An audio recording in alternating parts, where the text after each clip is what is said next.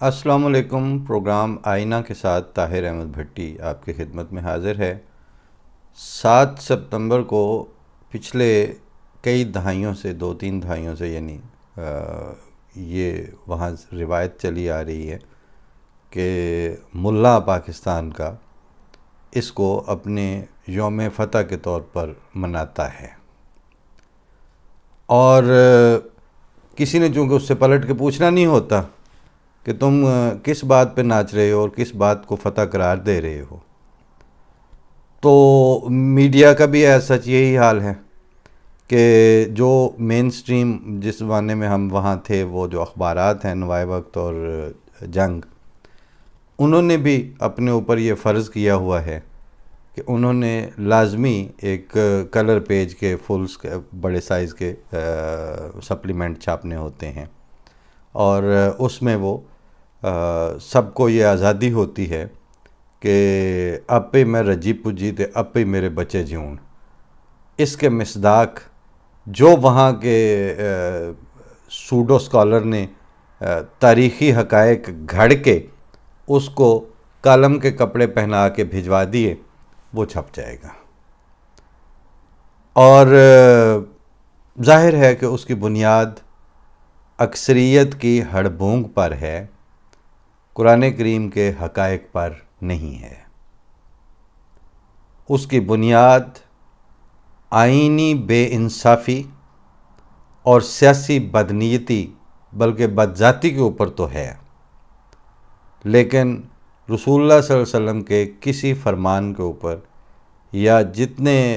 ائمہ گزرے ہیں آج تک، جن کی جوتیاں سیدھی کرنے کے لائق بھی موجودہ سیاسی ملوانے نہیں ہیں، ان میں سے کسی کا نہ یہ عقیدہ تھا، نہ ان کی یہ سوچ تھی، اور نہ ہی اس حد تک موت زندگی کا سوال بنائے پھرتے تھے وہ۔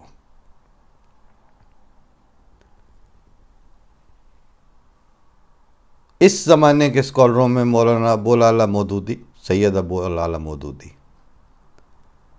انہوں نے بطور خاص اس کو فلسفائز کر کے اور ایک ایکیڈیمک ٹروتھ کے طور پر دنیا میں اسٹیبلش کرنے کا بیڑا اٹھایا ہوا تھا، ختم نبوت کی موجودہ اس زمانے کی پاکستانی فلسفی کو۔ اور دوسری مدد انہوں نے علامہ اقبال کے احمدیت کو چھوڑ جانے کے بعد، جب علامہ اقبال کو سیاسی مسائل پیدا ہوئے اور سیاسی گینز وہ نہیں ملے، مطلب سمپل جو ان کی ڈسکشنز ہو رہی تھیں دوستوں میں، تو اس میں نے کہا کہ سر فضل حسین نے جو سیٹ خالی کی تھی وائس ریگل کونسل سے، اس سیٹ پر اگر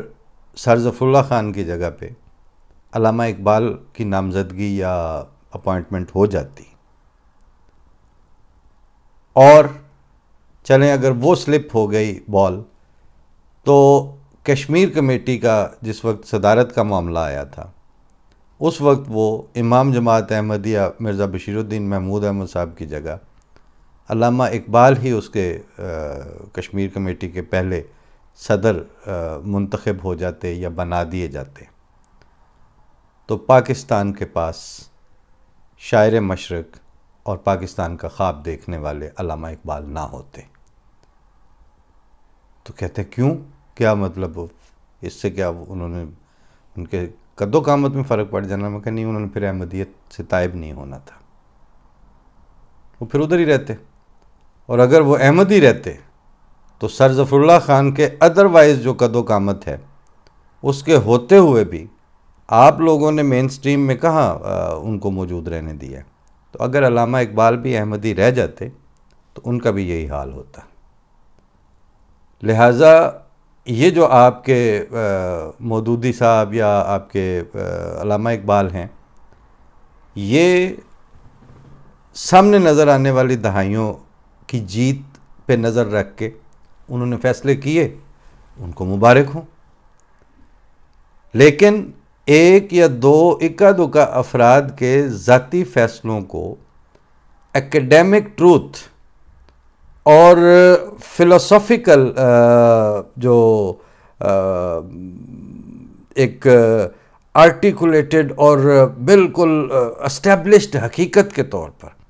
آئندہ زمانوں پہ مسلط کرنے کا اگر آپ خواب رکھتے ہیں، وہ ممکن نہیں ہے۔ وہ اس لیے ممکن نہیں ہے کہ کسی بھی فلسافیکل ٹروتھ کو اپنی سپورٹ ماضی سے کشید کر کے مستقبل میں دور تک ویلیڈیٹ کرنی پڑتی ہے، اور حال میں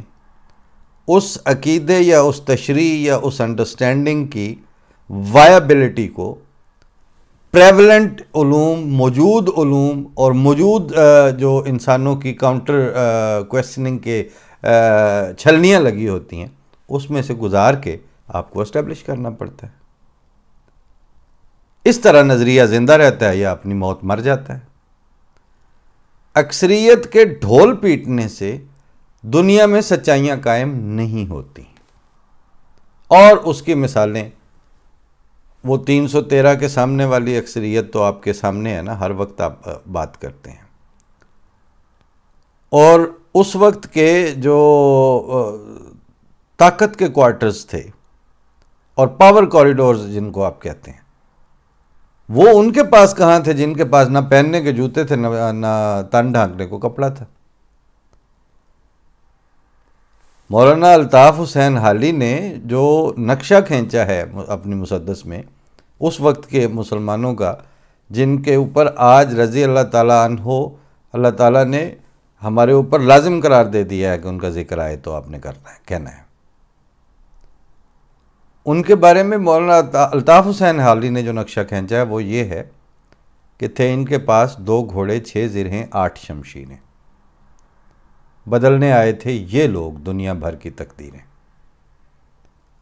تو ان کا سٹارٹ اور اس سے زیادہ ہمبل سٹارٹ کیا ہے، اور اکثریت کس طرح ناچ رہی تھی وہ بھی سامنے ہے۔ لیکن اگر برپا کرنے والا اللہ تعالیٰ ہو، کوئی سیاسی دھڑا نہ ہو، اگر اس کے قیام کی ذمہ داری اس غیبی طاقت نے لی ہو جس کو کبھی کسی نے ہاتھ لگا کے نہیں، چھو کے نہیں دیکھا ہوا، وہ اپنے کاموں سے اور اپنے فیصلوں سے اور اپنے بتائے ہوئے پیشگوئیوں سے، پیشخبریوں سے اپنے وجود کا اظہار فرماتا ہے، وہ اگر پیچھے نہ ہو تو اس طرح اکثریتوں سے ٹکراؤ کے بعد اقلیتیں کچلی جاتی ہیں۔ لیکن اقلیتوں کو اقلیت کی گردان الاپ کے 130-35 سال سے ان کے اوپر دانت پیس کے ہر سال ایک تازہ ہزیمت کو دیکھنا، اور اس اقلیت کو ہر سال ایک زندہ تر حالت میں اپنے سامنے موجود پانا،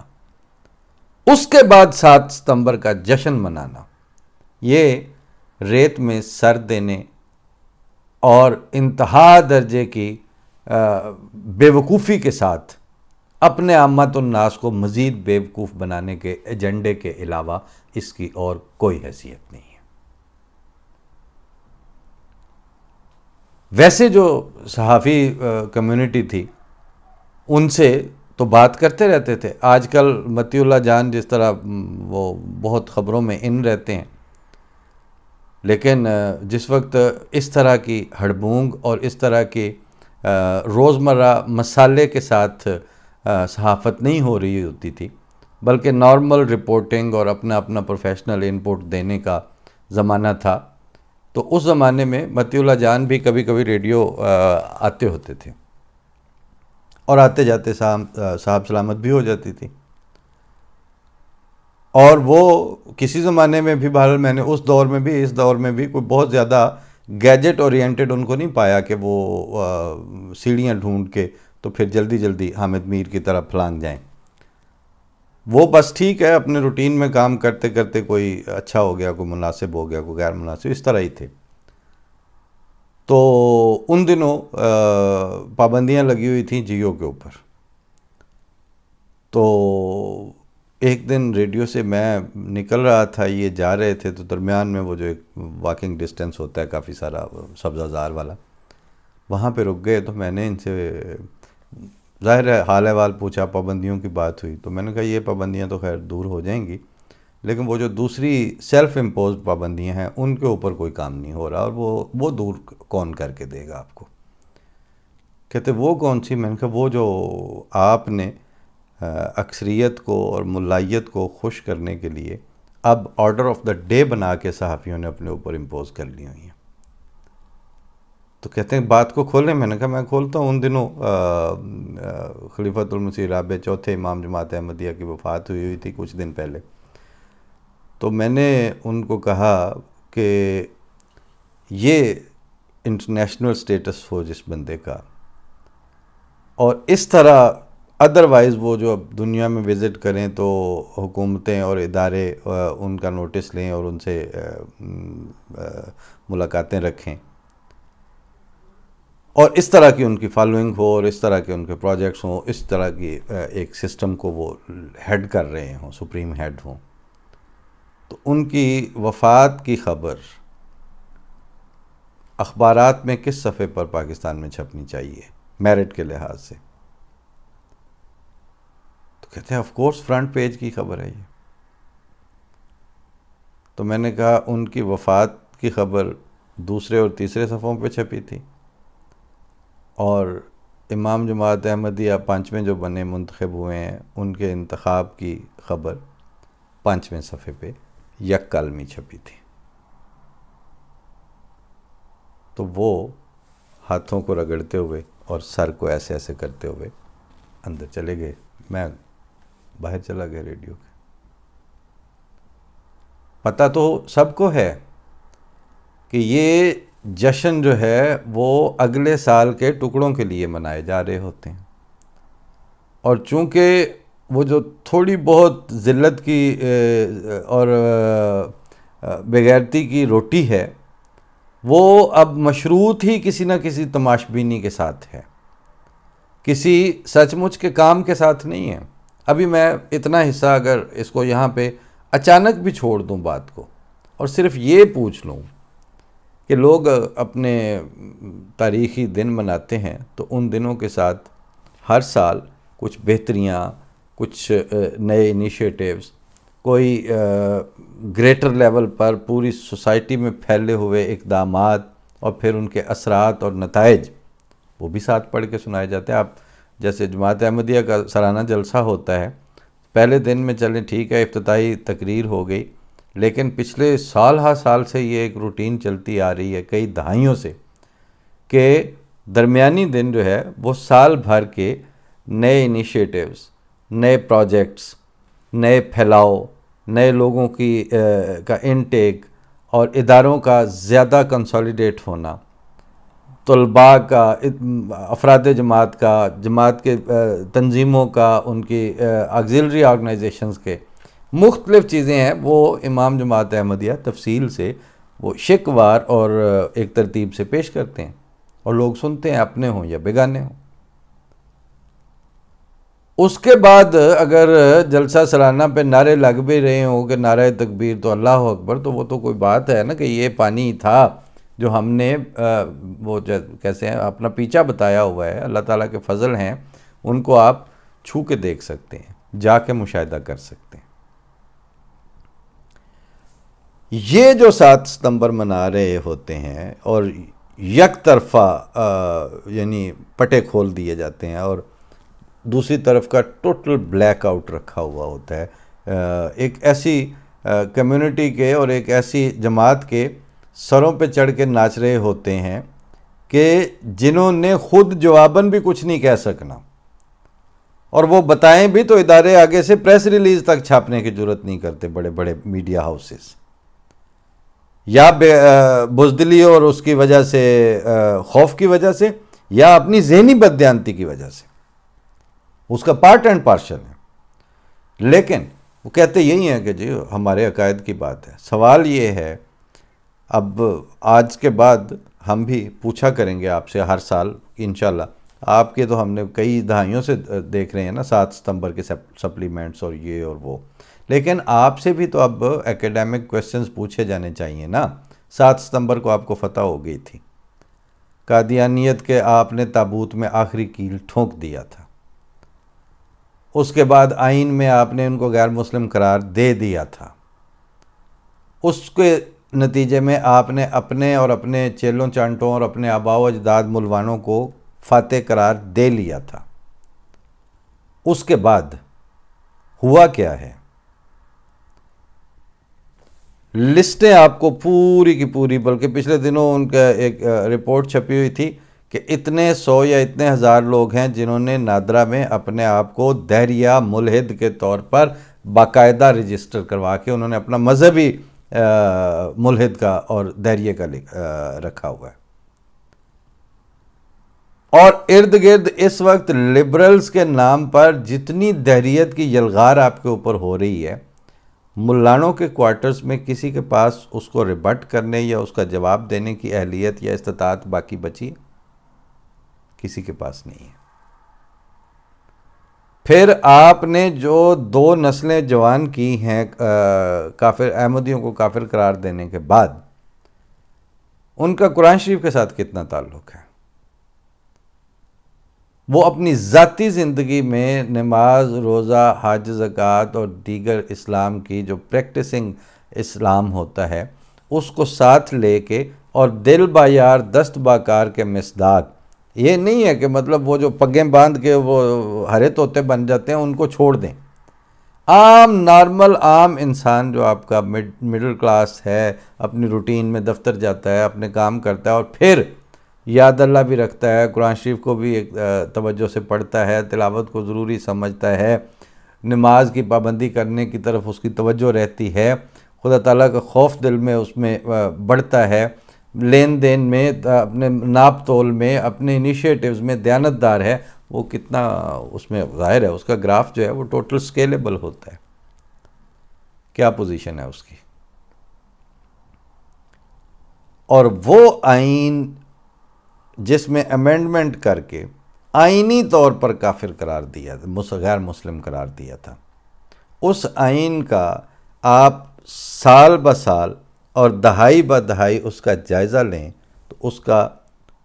سوشل جو ایک معاہدہ ہوتا ہے سماجی، عمرانی معاہدے کے طور پر اداروں کو اور افراد اس ریاست کے عوام کو انٹیکٹ رکھنے اور باہمی اعتماد میں ایک دوسرے کے اوپر ڈیپینڈ کرنے کی جو صلاحیت تھی اس آئین کی، وہ آپ خود بتا دیں کیا اس کا حشر ہو چکا ہے۔ جس پارلیمنٹ نے یہ سہرا اپنے سر پر سجایا تھا، وہ پارلیمنٹ ایز این ادارہ اور ایز اے انسٹیٹیوشن اب کس انجام تک پہنچ چکی ہے، کن حالاتوں کو پہنچ چکی ہے۔ اس کے بعد اس بدنیتی پر مبنی آئینی امینڈمنٹ کے ساتھ سپورٹ پہ کھڑے ہو کے اسی غلط فیصلے کو سپورٹ کرنے کے لیے عدلیہ نے جو اپنا کردار ادا کیا، اس کے نتیجے میں عدلیہ اپنے وقار کے لحاظ سے اب کہاں تک پہنچ گئی ہے، اور ریاست اور حکومت میں فرق کرنے کی عامت الناس کی صلاحیت کا اب کیا حال ہو چکا ہے۔ ایک شہباز گل کو مبینہ طور پر 4 لتر پڑے تو فواد چودھری صاحب کا بیان آ گیا کہ ہم اس معاملے کو عالمی سطح پر اٹھانے جا رہے ہیں، اور پھر UN اور فلاں اور انٹرنیشنل کورٹ آف جسٹس اور کبھی کوئی کچھ، اور پھر شوکت ترین نے جو حرکت کی اور جس کو وہ ٹائملی یا ان ٹائملی لیک بھی کر لیا گیا، اور اس کے بعد بتایا گیا کہ ریاست کو تو نقصان پہنچے گا لیکن ہمارے ساتھ دیکھیں نا وہ کیا کر رہے ہیں۔ آپ کے کل کے گھڑ کے بنائے گئے لیڈر جو دین بھی اسی داتا کی ہیں جس کی اب آپ جڑیں کاٹ رہے ہیں ریاست کی، یہ انہی کی دین ہے آپ کو۔ عمران خان، میرا خان جو آپ کر رہے ہیں، یہ میرا خان نہیں، یہ تیرا خان ہے یا نہ وہ ہے نا، یہ تیرا پاکستان ہے نہ میرا پاکستان ہے، یہ اس کا پاکستان ہے جو صدر پاکستان ہے. پچھلے دنوں کچھ عرصہ پہلے یہ ظاہر اسی طرح کی پیروڈی سنی ہوئی تھی. تو وہ جنہوں نے آپ کو کھڑ کے دیا تھا وہ اب آپ نے اپنا لیا، اور اس کو اپنانے کے لیے جو ہی ذرا سے پاؤں جلے تو اب شوکت ترین جیسا جہاں دیدہ مطلب گرگے جہاں دیدہ وہ یہ کہہ رہا ہے کہ ہاں ریاست کو تو ہوگا لیکن ہونے دو، ہمارے لیڈر کے ساتھ بھی دیکھیں نا ہمارے چیئرمین کے ساتھ کیا کر رہے ہیں. اس وقت یہ خیال آیا کہ جو صبر پر اور حوصلے پر بنیاد رکھنے والی تربیت ہے وہ کرنی کتنی مشکل ہے، اور اس کو اپنے وجود میں لے کے آگے بڑھنا اور اگلے زمانوں تک کی منزلیں سامنے رکھنا اور پھر قدم بقدم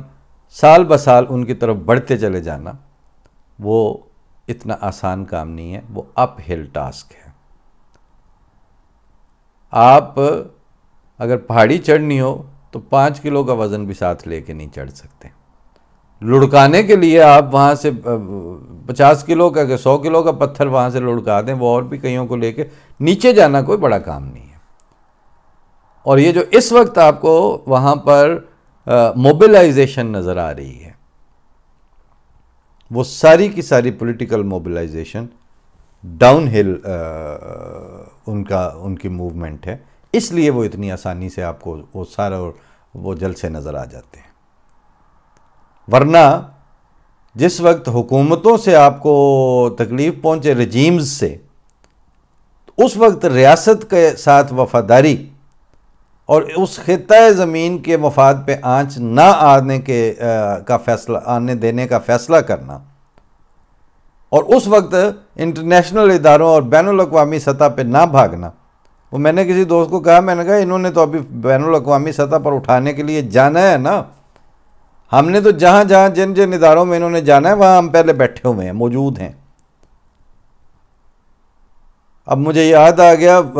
برسبیل تذکرہ ہی کہ میں وہاں ایک دفعہ پرانی بات ہے ٹیلی فون کے لیے درخواست دی وہاں ربوہ میں، جو ایس ڈی او ہے تو وہ تو ظاہر ہے وہ ایک ان کا اسسٹنٹ ہوتا تھا، شریف سا آدمی بابا صاحب، وہ چنیوٹ سے آتا تھا، وہ سارے جانتا بھی تھا محلے کے لوگوں کو بھی، ویسے پرسنلی بھی لوگ اسی کو جا کے درخواست دے آتے تھے. وہ خود ہی ان سے ایس ڈی او سے پروسیس کروا کے تو اگلے دن وہ پیسے پوسے جو لینے دینے ہوتے تھے ایکسٹرا وہ کرا کے تو وہ ڈیمانڈ نوٹ ایشو کر دیتے تھے ٹیلی فون کا. یہ اس زمانے کی بات ہے جب لینڈ لائن لگوانا بھی ایک بہت بڑی کام سمجھا جاتا تھا. تو میں نے جا کے تو ایس ڈی او بیٹھا ہوا تھا تو میں چلا گیا، میں نے اس کو کہا کہ جناب یہ ڈیمانڈ نوٹ ایشو کر دیں، یہ سارا میں نے کاغذ تیار ہیں فائل اس کی. تو اس نے اسے دیکھ کے تو کہتا ہے یہ کیسے کر دوں، اس پہ تو آپ پہلے درخواست لکھ کے لائیں نا، اور وہ میں دیکھوں گا اور یہ رکھ جائیں یہاں پہ. اس طرح تھوڑی ہوتا ہے. اب جو اس کے لیے حقیقی ڈاکومنٹیشن چاہیے تھی وہ اس کے سامنے پڑی ہوئی تھی ٹیبل پہ، میں نے رکھ دی تھی. لیکن ظاہر ہے کہ وہ نہ کرنے کے لیے اس نے کہا چاہو پہلے جا کے درخواست لکھ کے لائیں. تو کہتے ہیں میں جب وہ بڑے غصے سے، اور اس کو افسوس بھی تھا کہ یہ بندہ سیدھا میرے دفتر میں آ کے اس طرح مجھ سے کام کیسے کروا لے گا. تو میں کہا جناب میں آپ کے سامنے جو درخواست، مطلب پنجابی میں نے کہا، میں کہا جی میں تواڈے اگے جو درخواست دیاں وہ دن چنگا نہیں میں تواڈے اتنے درخواست دے دیں. کہتے کیوں؟ میں نے کہا کیسے؟ میں نے کہا مطلب یہ ہے کہ میں اب یہ لے جاتا ہوں اور وہاں واپس اسلام آباد چلا جاتا ہوں جہاں میں رہتا ہوں، ادھر میں جا کے وفاقی محتسب کو جا کے درخواست دیتا ہوں آپ کے خلاف کہ میرٹ کے مطابق ہر چیز وہ پوری ہے، یہ دیکھ لیں. اور اس نے صرف پیسے لینے کے لیے اور مجھے کھجل کرنے کے لیے مجھے کہتا ہے کہ یہ لے کے آؤ پھر میں دیکھوں گا اور تاریخیں بھگتو میرے سامنے. تو میں نے کہا جناب فون تے لگے گا یا نہ لگے گا انہوں دفع کرو، میں درخواست تھوڑے اتنے دینا نا، تو اتھے وفاقی محتسب 0 پوائنٹ اس کے دفتر میں جا کے دے آؤں گا. اس کے بعد آپ کی ہوگی طلبی. آپ یہاں سے جائیں گے پہلے بس پہ بیٹھ کے سرگودے سے، پھر آپ وہاں پہنچیں گے، وہ جلدی پہنچ جاتی ہے، آپ پھر جا کے آپ پارہ میں کسی حمام پہ نہائیں گے، وہاں سے کپڑے استری کروا کے پہنیں گے، پھر ناشتہ کریں گے، 10 بجے تک کہیں وہ دفتر کھلتے ہیں، آپ ادھر جائیں گے، میں بھی اس وقت تک موٹر سائیکل پکڑوں گا، میں بھی ادھر چلا جاؤں گا۔ تو آپ اس سارے پروسیس سے گزرا کریں گے، میں اپنے کام کرتا کرتا وفاقی محتسب کی تاریخ بھی بھگت لوں گا، پھر دیکھیں گے بعد میں وہ فون لگتا ہے کہ نہیں لگتا۔ تو گزارش یہ ہے کہ وہ جن دنوں یہ کہہ رہے تھے، مطلب یہ فواد چودھری اور سارے، کہ ہم بین الاقوامی سطح پر اٹھائیں گے، تو پاکستان کی ایک صحافی دوست کو میں نے کہا کہ ہمیں بتایا گیا تھا کہ اس طرح نہیں کرتے، ریاست اور حکومت میں فرق قائم رکھتے ہیں ہمیشہ، اور یہ آج کی بات نہیں ہے، یہ معین الفاظ تھے حضرت خلیفۃ المسیح الرابع چوتھے امام جماعت احمدیہ صاحبزادہ مرزا طاہر احمد صاحب کے۔ انہوں نے فرمایا تھا آپ پہ مظالم ہو رہے ہیں پاکستان میں، لمبا عرصہ جب آپ ایک قوم پہ مظالم ہوتے ہیں، ایک طبقہ پستا جاتا ہے جب ان ظلموں کے نتیجے میں، تو رفتہ رفتہ ریاست اور حکومت، وطن اور حکومت،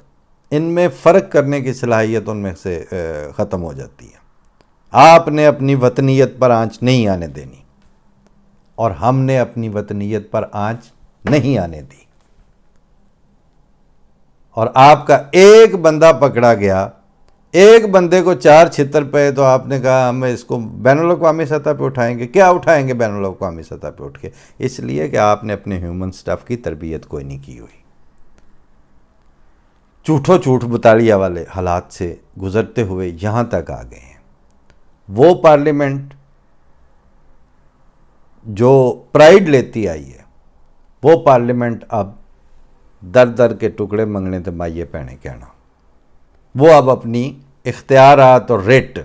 جو بیٹھ جاتا ہے اس میں جا کے دوسرا کہتا ہے یہ پٹھو ہے، یہ امپورٹڈ ہے، یعنی اس کی کوئی گریس اور کوئی وقار اس کے ہاتھ میں باقی نہیں بچتا۔ عدلیہ کس لیول پر، کس لیول کی آدمیوں سے، یعنی سابق وزیر اعظموں سے کس طرح کی باتیں سن رہی ہے، وہ بھی آپ کے سامنے ہے۔ تو ہمارے اللہ تعالیٰ نے ان فیصلوں کے نتیجے میں نہ تو روزمرہ سٹیٹس میں فرق آنے دیا ہے، نہ لانگ ٹرم سوچوں میں اور ایسپائریشنز میں فرق آنے دیا ہے۔ کیوں کہ ہے سرے راہ پر کھڑا وہ خود میرے مولا کریم، پس نہ بیٹھو راہ میں میری شریران دیار، مجھ کو پردے میں نظر آتا ہے ایک میرا معین، تیغ کو کھینچے ہوئے اس پر کہ جو کرتا ہے وار، اور آ رہی ہے اب تو خوشبو میرے یوسف کی مجھے، گو کہو دیوانہ میں کرتا ہوں اس کا انتظار۔ تو آپ اس طرح کے جعلی، کچے اور پھسے 7 ستمبر مناتے رہیں، لیکن آپ اپنی فتح کے جشنوں میں اپنے کریڈینشلز اور اپنی کامیابیوں کی تفصیل پیش کرنے سے قاصر ہیں۔ ہم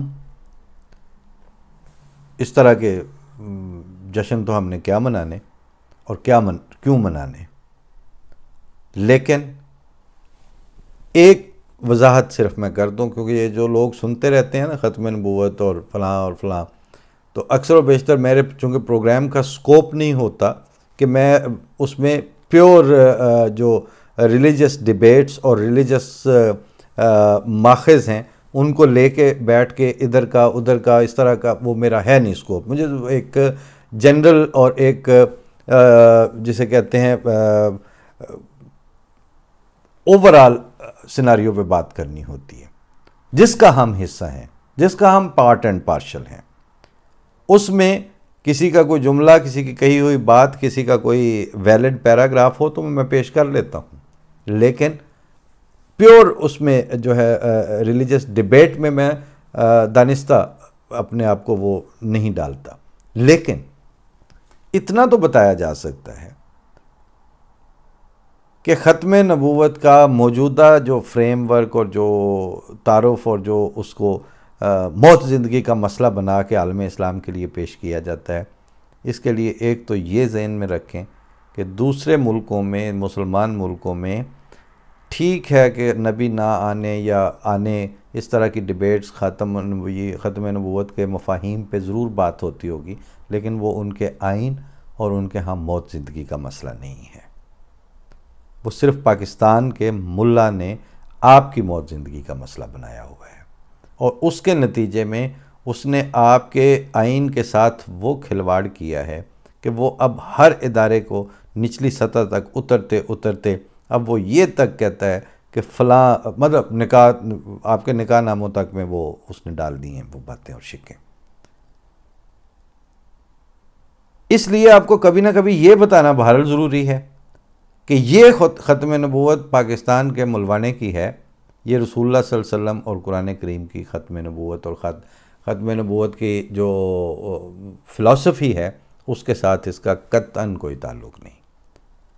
اور پچھلی صدیاں حضرت شاہ ولی اللہ تک، اور ایون یہ جو موجودہ دیوبندی ہیں، ان کے بانی دیوبند مولانا قاسم نانوتوی کی تشریحات کے مطابق بھی یہ تشریحات ان کی نہیں تھیں جو آج کے پاکستان کے مولوی کی ہیں، اور وہ ان دیگر تھاٹس اور دیگر تشریحات کے ہوتے ہوئے بھی اپنے آپ کو مسلمان سمجھتے تھے۔ اسلام کی موت زندگی اس زمانے کے سن 74 کی اسمبلیوں کے بعد کی پیداوار سیاسی ملوانوں کے عقائد کے اندر اور ان کی گھڑی ہوئی ختم نبوت میں نہیں تھی۔ اسلام کی زندگی آپ کے اندر خوف خدا اور تقوی میں ہے، جس کے آپ بری طرح جس میں ڈیکلائن اور زوال کا شکار ہیں۔ ایک بات۔ دوسرے نمبر پر یہ جو بھی بلیسنگ جس کو آپ کہتے ہیں کہ جناب ہم اس کے لیے جان بھی قربان ہے، یہ آپ خدا کے لیے بہت بڑی قربانی کر کے پورا اپنا ہیومن سٹف اس میں جھونکنا چاہ رہے ہیں اور جھونک چکے ہیں، اس کی خدا تعالیٰ کے ہاں اتنی سی بھی مقبولیت ہوتی تو آپ کے انسانی سٹف کا یہ حشر نہ ہوتا۔ جس طرح کی انٹالرنس، عدم برداشت، بد زبانی، گندہ دہنی اور علمی طور پر دیوالیے پن کے آپ کی موجودہ جنریشنز شکار ہیں، یہ آپ کو 70 سے پہلے کے پاکستانی ہیومن سٹف میں یہ چیزیں نظر نہیں آتی تھیں۔ تو اس کے جو ثمرات ہیں وہ بڑے تلخ اور وہ لگا نہیں کھاتے اتنی بڑی نیکی کے دعووں کے ساتھ، اتنی بڑی بلیسنگز کے دعووں کے ساتھ ملا آپ کو ککھ بھی نہیں ہے اس کے نتیجے میں۔ اس لیے یہ وقتاً فوقتاً بتانا ضروری ہے اب آپ کو کہ یہ جشن مناتے جا رہے ہوں، یہ ڈھول پیٹتے جا رہے ہوں اپنی جشن کا اور اپنی موت زندگی کا اور اپنی ختم نبوت کا، وہ ایک بات یاد رکھ لیں کہ وہاں پر مجلس احرار نے جلوس نکالا ہوا تھا لاہور میں، تو پاک ٹی ہاؤس کے سامنے جب وہ گزرنے لگا تو وہاں ایک ادبی اسکالر بیٹھے ہوئے تھے، انہوں نے اس جلوس کے ایک لڑکے کو ختم نبوت زندہ باد کو نعرے لگا رہے تھے، اس ایک اپنا ان کا کوئی جاننے والا اسٹوڈنٹ تھا، اس کو کہا ادھر آؤ، کہتے ابھی تو سمجھ میں نہیں آئے گی تمہاری، جب یہ چلے جاؤ تو جا کے سوچنا یا ان سے پوچھنا یہ جلوس والوں سے کہ ختم نبوت زندہ باد کا مطلب کیا ہے۔ جس چیز کا ختم ہونا زندہ باد ہو، یعنی نبوت ختم ہے اس پہ آپ زندہ باد کہہ رہے ہیں، تو اس کا مطلب ہے کہ وہ انسٹیٹیوشن بائی اٹ سیلف مرد آباد۔ نبوت کے ختم ہونے پہ آپ جشن منا رہے ہیں تو پھر نبوت کا ہونا پہ تو آپ کی نظر میں پھر مرد آباد ہی ہوا، نعوذ باللہ من ذالک۔ تو لہٰذا ان کو نہ اپنے نعروں کا پتہ ہے نہ اپنے جشنوں کا پتہ ہے، ہڑبونگ ہے اور وہ مچی ہوئی ہے، اور اس ہاہاکار کے اندر عامت الناس بیچارے کبھی دیکھتے ہیں کبھی نہیں دیکھتے کوئی بات کو، لیکن ہم نے اب یہ سوچا ہے کہ چلیں ان کو 7 ستمبر کے بڑے جنون چڑھتے ہیں اور بڑے شوق چڑھتے ہیں، تو آج میں بھی عرض کر دیتا ہوں، اور اس کا اختتام آج کی گفتگو کا جو ہے وہ میں نے پچھلے پروگرام میں کہا تھا کہ امت الباری ناصر صاحبہ کی ایک نظم ہے عذاب یہ ہے، اس پہ اختتام کر لیتے ہیں۔ فرماتی ہیں کہ کلام پڑھنا اور اس سے کوئی سبق نہ لینا عذاب یہ ہے، نہ خوف ہونا خدا کو بھی ہے جواب دینا عذاب یہ ہے، لگی ہیں مہریں بصارتوں پر نہ دیکھ پائیں جو حق کو یکسر، نہ کام لینا سماعتوں سے لبوں کو سینا عذاب یہ ہے۔ نہ اپنی منزل کی کچھ خبر ہے، نہ راہیں کوئی نہ راہ بر ہے، خود اپنے سود و زیاں کا سارا شعور کھونا عذاب یہ ہے۔ یہ کیسی کافر گری کی سنت ہے کوئی چھوڑا نہیں مسلمان، یہ کیسی کافر گری کی سنت ہے کوئی چھوڑا نہیں مسلمان، اگلنا زہروں کو نفرتوں کو رواج دینا عذاب یہ ہے۔ غضب میں دھیما تو ہے وہ لیکن سزا بھی دیتا ہے بے حسی پر، صحیفوں میں جو لکھا ہوا ہے وہ بھول جانا عذاب یہ ہے۔ نہیں ہے امن و امان باقی، سزائیں ہر دم برس رہی ہیں، کہیں ندامت ہے اور نہ توبہ، نہ شر سے ہٹنا عذاب یہ ہے۔ نہ کوئی خوش کن خبر کہیں سے، نہ کوئی ٹھنڈی ہوا کا جھونکا، عتاب سہ کے بھی گم رہی میں مگن ہی رہنا عذاب یہ ہے۔ نہ سمجھیں آگے لگانے والے کہ اپنا دامن بچا سکیں گے، نہ سمجھیں آگے لگانے والے کہ اپنا دامن بچا سکیں گے، یہ آگ پھیلی تو ہوگا اس میں سبھی کو جلنا عذاب یہ ہے۔ تو بہرحال اگر کوئی سوچے تو عذاب نے تو اب چاروں طرف سے گھیرا ہوا ہے، اس پہ بھی اگر آپ جشن مناتے ہیں تو یہ آپ کا حوصلہ ہے، منائیے، ہم تو کچھ نہیں کہتے، اور ہم صرف یہ وقتاً فوقتاً عرض کر دیں گے کہ وہ ایک نوجوان نے شعر کہا تھا کہ خدائی کا دعویٰ کرو شوق سے، مگر یاد رکھنا خدا اور ہے۔ تو وہ جو آپ کی پہنچ اور آپ کی ریشہ دوانیوں اور آپ کی سوچ، ان ساری چیزوں سے ایک بالا تر ہے، خدا وہی ہے اور وہ آگے ہے۔ بلکہ یہ تو مختلف ڈیفینیشنز ہیں، حضرت بانی جماعت احمدیہ نے تحدی کے ساتھ اور جیسے آنکھوں میں آنکھیں ڈال کے پوری دنیا کو تو یہ فکرہ فرمایا ہے کہ بس خدا وہی ہے جو میرے پر اپنی پاک وحی نازل کرتا ہے اور اس کے علاوہ کوئی خدا نہیں ہے۔ جائیے کر کے دیکھیے جو کرنا ہے۔ فی امان اللہ۔ السلام علیکم۔